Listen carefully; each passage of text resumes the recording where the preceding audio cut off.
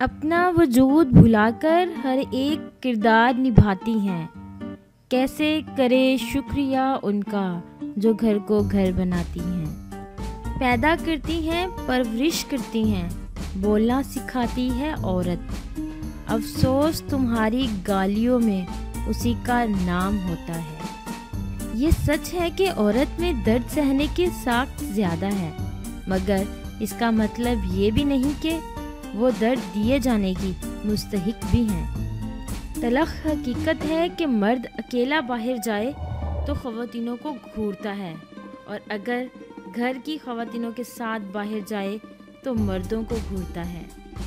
تعریف مرد کا بچھایا ہوا وہ جال ہے جس میں عورت بہت جلد پھنستی ہے۔ مرد کو عورت کے کردار کی کتنی فکر ہوتی ہے، اتنی فکر اگر وہ اپنے کردار کی کرے تو کتنی عورتیں بد کردار کہلانے سے بچ جائیں۔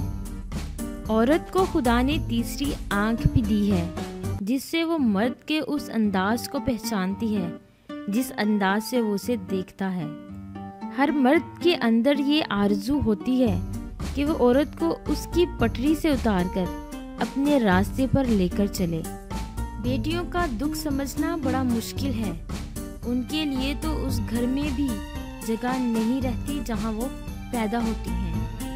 مرد کا امتحان عورت سے اور عورت کا امتحان پیسے سے ہوتا ہے۔